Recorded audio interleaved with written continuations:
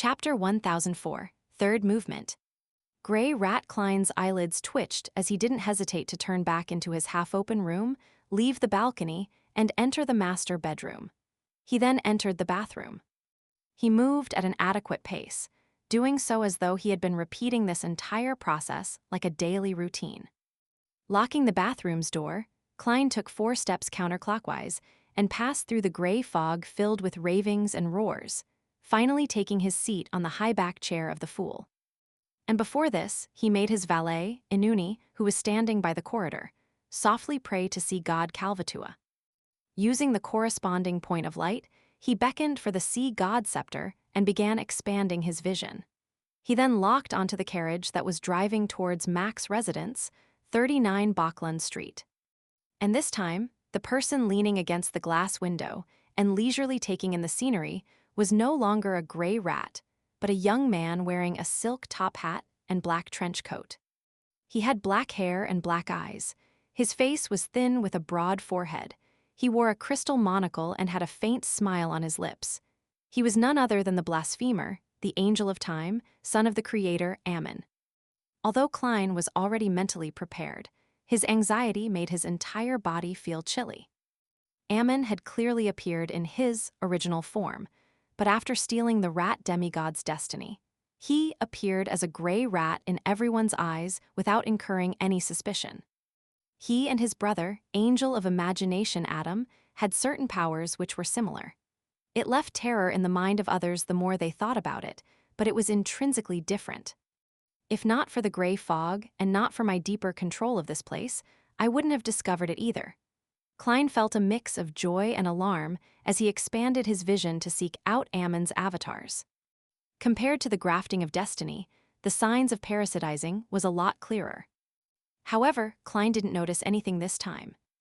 Be it the other passengers in the carriage, the horses that towed the carriage, or the surrounding trees and air, there wasn't any sign of parasitizing. This is different from what Leonard's grandpa said. Shouldn't the appearance of one Ammon mean the accompaniment of many more Ammons? He is clearly aware that he was discovered by a bizarro sorcerer of the Church of Evernight, and he suspects that Bachland Street is under surveillance. Therefore, he only sent a single avatar to investigate the situation. Klein frowned as he came up with theories. He was a little unsure of how to handle the current development. Of course, he recalled Palaz Zoroast mentioning that as long as one avatar was resolved, he could eliminate all the Ammons in Bachland Street. And now, there was only one Ammon in Bachland Street, a perfect time to take action. I'll first hear what the expert's opinion is. Klein immediately conjured the World Jayaman Sparrow's figure at the other end of the long bronze table and made him reverently and piously pray. Honorable Mr. Fool, please inform Leonard Mitchell that Ammon has appeared at 39 Bachland Street, but there's only one. While Jayaman Sparrow made the prayer, Klein didn't stop monitoring the carriage. He saw Hazel in a light-colored dress alight and enter her foyer. Ammon, who was wearing a monocle and black trench coat, walked behind her with complete composure.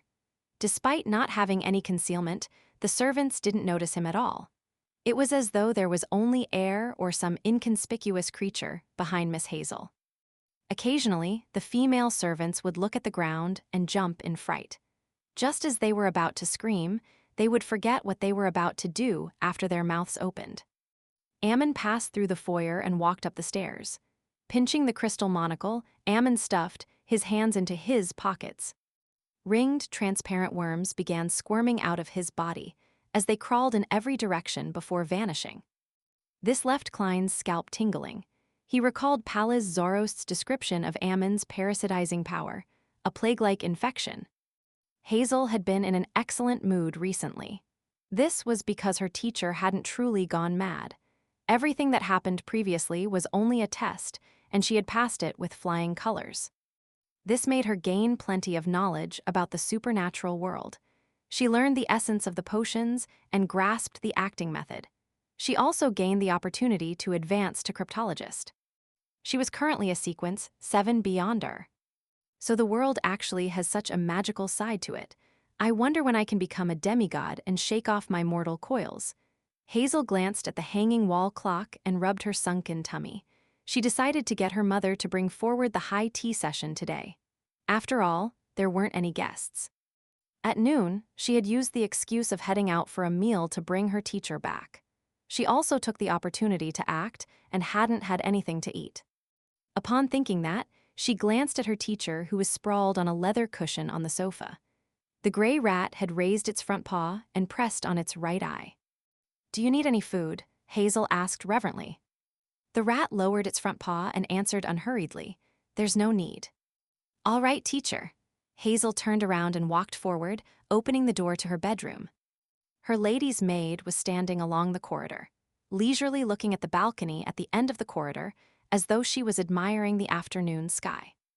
Hazel indiscernibly frowned and said, "Guard this place, don't let anyone in." The lady's maid shot one glance at her and smiled. "Yes, miss." Only then did Hazel leave her bedroom and head for the activity room on the second story. She found her mother, Ma'am Rihanna. This lady with the same black-green hair received a pair of gem-embedded glasses with a gold chain hanging from it from her lady's maid. It was more an accessory than an eyesight correction tool. "Don't tell me that you don't like it," Hazel asked in puzzlement. The corners of Ma'am Rihanna's mouth curled slightly. "I like it now." As she said that, she wore the glasses. As Hazel was just about to say something, she heard footsteps approaching. She turned her head to find her father, Member of Parliament Mact, coming home early. "Father, didn't you say that you'd be at the military veterans' mess?" Hazel asked in passing. There wasn't anyone there today. Mact raised his right hand and pinched the two sides of his eyes. Hazel thought nothing of it as she nodded. "Perfect, we haven't had high tea together in a long time." "That's right." Member of Parliament Mact and Ma'am Rihanna laughed at the same time as a faint smile appeared on their lips. At 7 Pinster Street, Leonard, who had just returned from St. Hierolyn Square, threw himself onto the sofa as he lifted his feet onto the coffee table. Having not received any information, he believed that the punishment operation had come to a perfect end, allowing him to look forward to the spoils of war. "Old man, didn't you say that the Sanguine Viscount had many mystical items on him? Can you tell me what they are?" Leonard softly asked in puzzlement. In his mind, Pallas Zoroast harumphed.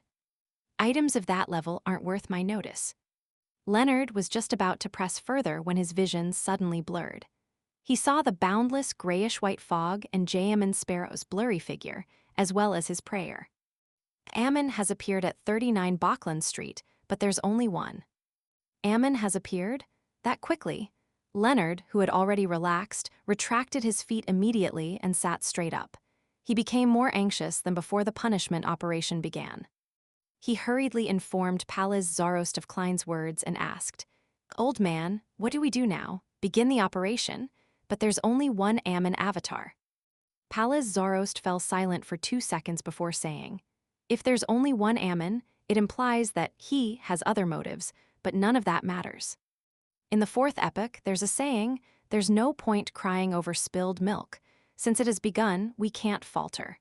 If we delay this any further, Ammon will attempt to influence the entire street. When that happens, he will definitely discover Dwayne Dante's abnormality."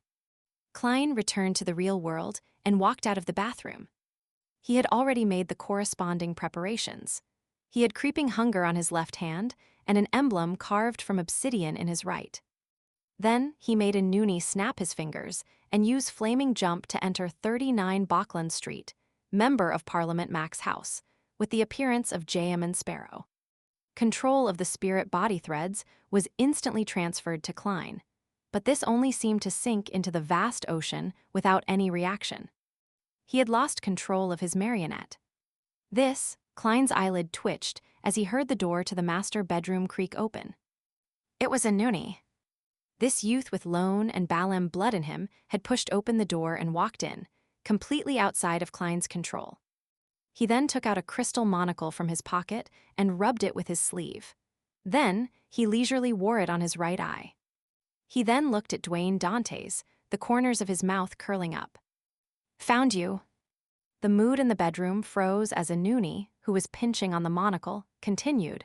Flora Jacobs' destiny was filled with too many abnormalities, and they mainly came from the street. This piqued my interest, and I spent some time to distinguish and seek out the source. It took me so many days to find you. I'm no stranger to this mirror, and I can control it, but I've never seen it ingratiate itself so much towards one person. This really is an interesting matter. Perhaps I should steal your destiny and see why that is the case? Ah, right. You likely do not know of its origins. It's in no way simple.